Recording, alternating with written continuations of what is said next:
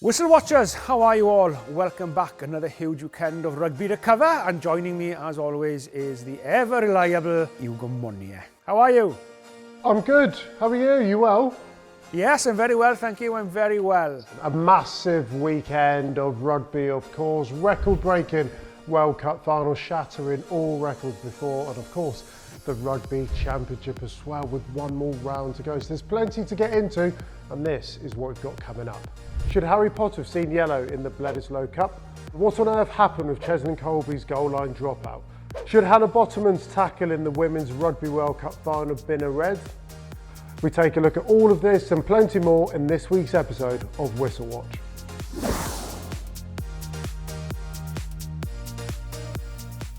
Hugo, you were there on Saturday in Twickenham. I was there as well. Game went as I expected it to, honestly. What were your thoughts? Did you enjoy the weekend? Well, I'm sure you did as an Englishman. I bet you were thrilled. I absolutely loved it. Before we even talk about the game or anything like that, just as a day, a spectacle, I took both my daughters, Phoenix and Ruby, and they loved it. For them to be able to witness the celebration of women in sport was amazing. I've been to Twickenham so many times, but I've never heard it or felt it quite like that. I think the joyfulness about it and the celebratory nature, not just of Saturday, but the whole tournament was amazing. As I said at the very beginning, smashed all records, 81,500 people, the second largest attended World Cup final ever. Records shattered everywhere, but can we just give a word to Holly Davison? She only became the second referee, male or female, to be able to referee 2 World Cup finals. Quite an achievement, isn't it? Yes, it's hell of an achievement, fair play, and not a surprising one, to be honest, because I watch and I sort of review some players and the performances during the URC season, so sort of know how a quality referee Holly is like, you know, and she played a part in the final as well, you know. I thought the semi-finals last week and the final this week were very, very, very well refereed, you know. Just players got on with it, referee let them get on with it, so yes, it's great credit to her really, and good referee and a good performance in the final as well, fair play to her. Yeah, thankfully Holly didn't have to make too many decisions at the weekend, but there was a moment, it was in the second half, of Hannah Bottoman was awarded as a yellow card. Player went beyond the horizontal. Did you agree with the decision, Nigel? Yeah, I do. I don't know what I liked about the decision, the fact that Holly gave it there and then on the field. None of the sort of TMO intervention and waiting and looking at it. She saw it and she dealt with it. And yes, it was a penalty, because once you tackle somebody and then you lift them above the horizontal. So sometimes the dynamics of a tackle will take you backwards and your legs may flip up. That sometimes is not foul play. But what happens here, she's lifted and that leg was above the horizontal. Then what happens then, it all goes to do with the actual landing, how dangerous that was. So once you have an horizontal tip tackle, you will have a penalty. You may have a yellow card or you may have a red card, depending on it. And in this instance here, I thought a yellow card was the correct decision, because she does go above the horizontal. She does come down quite dangerously on the side, not on the head, not on the neck. But still doesn't mean that it can't be a red card, because if you feel the landing was dangerous, even if it wasn't on the head or neck, it still can be a red card. But in this instance, I thought the outcome was a correct one, and a yellow card given there and then on the field, which I really liked about the decision as well. Okay, well, another decision that was given, which takes us on to one of our Emirates fans' questions. Asia Hogan Rochester scored a great try, but was the pass in the build-up forward? A few 50-50 passes were left on Saturday, but it did make the game flow better, in their opinion. Nigel, what do you make of that? Yeah, and that's the key thing, I think, is it marginal? And if it's marginal as a referee, you tend to referee on the clear and obvious, and that's what we'd all want. And I was sitting there in the stadium, and I certainly, when I saw that, nothing went to me, oh, that's forward. I didn't sort of even have too much of a doubt about it. So in this instance here, it's certainly not a clear forward pass, and to me the pass looks okay, it looks fine, and that's what you want. If it's not clear and obvious, then let the play continue. So yeah, correct decision for me. Try awarded, not a forward pass. Nigel, and finally, Amy Cocaine, she thought that she got herself another try from the driving Maul. It's been such a potent weapon for the Red Roses, but TMO got involved on that occasion and rescinded the try. Do you feel that was the right decision? Now, important thing to remember here is when the ball catcher comes down from the line out, there has to be accessibility to her from the defence. So the defence has to have an opportunity to grasp that ball carrier to make the initial tackle before the maul is set up. Because just remember, once that maul is set up, it's pretty much nigh impossible then to defend that and not prevent a try being scored. So most of the occasions we see a try being scored. So to be fair then to the defence as well, the ball carrier has to have access available for the defence to latch on to her. So in this instance here, the key thing is the two support jumpers. Now what the support jumpers tend to do when the ball carrier comes down is tend to slip around the ball carrier, protecting her and the ball, which makes it impossible for the defence to get at the ball carrier. The other thing to remember is as well is you can only sack the ball carrier in a maul situation like this or before the maul is formed. You can't sack a support jumper because you can only play a player with a ball. So it's vitally important for the fairness of the game that the defence is able to have access to the ball carrier. So in this instance here, you see the two support jumpers sliding behind the ball carrier, protecting her from would-be defence, and therefore makes it impossible. The maul is then formed, and then it just trudges over the try line because it's pretty much very, very difficult, pretty much impossible then to defend it. So yeah, quite right. TMO comes in. These are very difficult for the referee to see live. The TMO does see it, comes in, puts it on the screen, Holly has a look at it, and then decide the outcome, which was the correct one, that the try was not scored because of the obstruction. Yeah, I really like this law, Nigel, because as you rightly said, once a maul is formed, legally formed, it does make it so difficult to be able to stop. And right across the game, you try and make fair and equal competition, but putting two blockers basically in front of the ball carrier, that's obviously not fair and equal. So a really good decision there, and a great Rugby World Cup final. So from the Women's Rugby World Cup to the Rugby Championship, and we had a cracker again in the Bledisloe Cup between New Zealand and Australia. Let's talk through the Jordie Barrett tackle. He takes the player through the horizontal, wasn't even penalised. Was this the right call? Yeah, now then, just remember we just discussed tip tackle in the Women's World Cup final, correctly penalised and yellow carded, and here we don't have the same sort of outcome to it, but we certainly do have the leg going above the horizontal.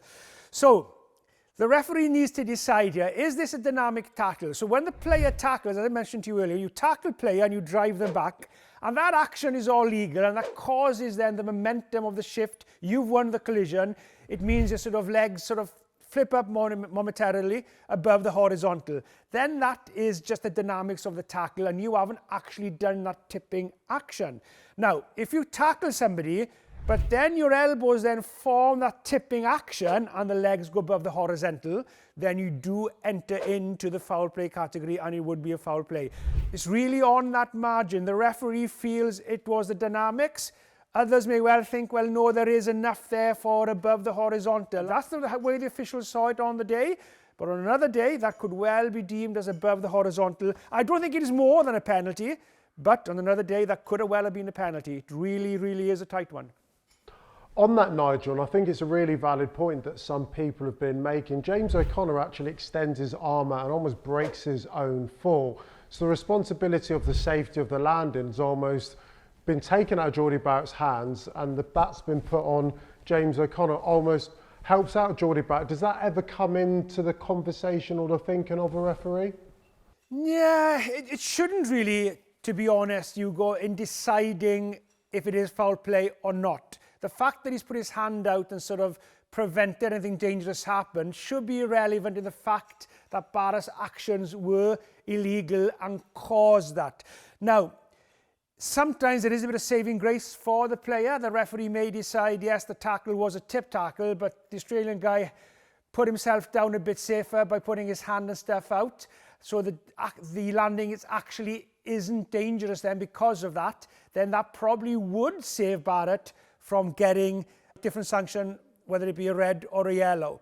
So it would sometimes make a difference to the referee's actual colour of the card, but it certainly shouldn't make a difference that the action was illegal in the first place, so it should always be at least a penalty.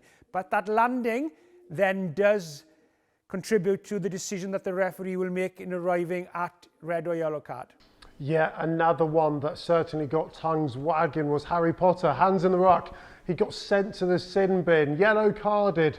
Was that the right decision for you, Nige? Well, yeah. So, first man in, you can use your hands to win the ball in the ruck, okay?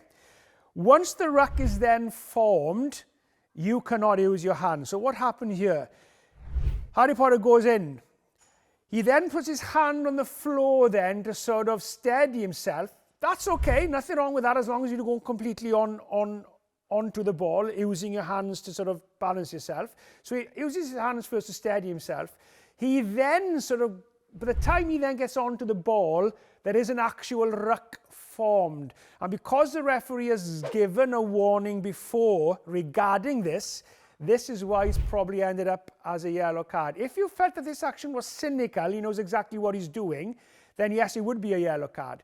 If you felt, well, he's just been unlucky, I can see why he went for that ball, because he thought he could, but he's wrong, then it would just be a penalty. But because the history of the referee has warned and mentioned this previously about playing the ball in the ruck after it's formed, hence then it's upgraded to yellow card on this occasion. So yeah, I would say that it is the right decision on this occasion, because the ruck was split second formed before he played the ball with his hands. We had a phenomenal match between South Africa and Argentina, a game that had almost 100 points. South Africa victorious in this one, winning 67 points to 30, but there was some contentious calls within this. We've had this Emirates fans question in. Can you talk us through the Argentinian try after Cheslin Kolbe's mistake from the goal line dropout? Does the ball need to go 5 metres? For those of you who haven't seen it, Cheslin Kolbe gets the ball over the try line, his own try line, dots the ball down. He then, I believe, is trying to pass the ball to Sasha Feinberg and Gulazulu, but he does it by taking a drop punt. The ball doesn't quite go 5 metres. Argentinian player picks the ball up, scores the try. Yeah, the ball needs to go 5 metres, but if it doesn't go 5 metres, then advantage would apply. So everything that happens here and the outcome of it is all covered and correct in law. So the ball is grounded, hence it's going to be a goal line dropout. Now, the only question around this is Kolbe actually taking the goal line dropout, or is he kicking over to a teammate to take it? That's the only thing that we can debate here. And then if you felt, oh, he just kicked it over, as a referee, you say, hang on, you just kicked it him to do it, let's take the goal line dropout. But because he kicks it, it then deems to everybody that he has taken it, except his own players. It doesn't go past the 5 metre line. Advantage then applies. Argentina pick it up, and they quite rightly score. So everything the referee does here is correct in law.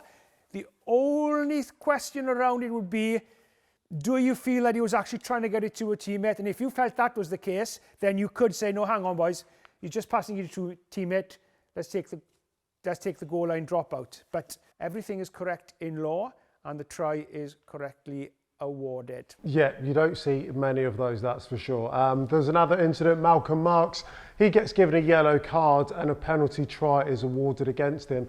Nigel, over the last couple of weeks, or last few months in fact, we've seen lots of different examples like this where a penalty try isn't always awarded. So what was the difference for you to make it upgraded to a penalty try? Yeah, we've talked about this quite a bit, Ugomi, and this shows how often this happened. Hence, if we think back a few minutes ago in our conversation around the disallowed try in the Women's World Cup final because of the obstruction, this is why it's important that the defence have an option to defend as that maul is getting formed, because once it is formed, it's pretty much impossible to defend afterwards, and hence why we see a lot of talks and conversations around penalty tries from driving maul. So what happens here? Argentina have a driving maul. They're going towards the try line. Now then, what Malcolm Marks does, he comes in from the side. He's not allowed to come in from the side. He must join behind his own hindmost feet.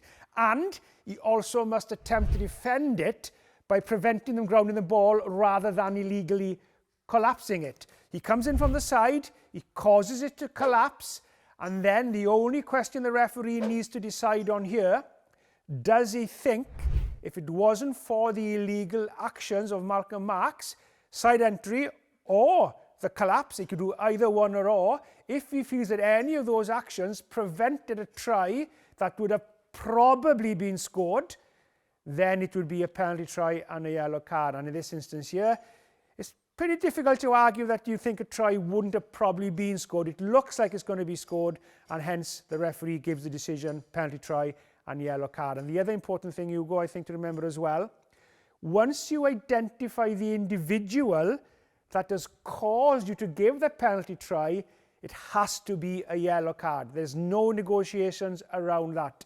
You commit an offence that results in a penalty try, and as long as the referee can identify you, you will be automatically yellow carded. Irrelevant of whatever time it is in the game, irrelevant what the score is, you will be a yellow card. And that wraps up this episode. Massive congratulations to the Red Rose and becoming world champions once again. What an incredible achievement. So thank you for everything that you've done. And massive thank you to you as well, Nigel, for making sense to a number of these decisions. Thanks, Hugo. Sometimes I wonder if I do make sense, but I'm glad to hear it.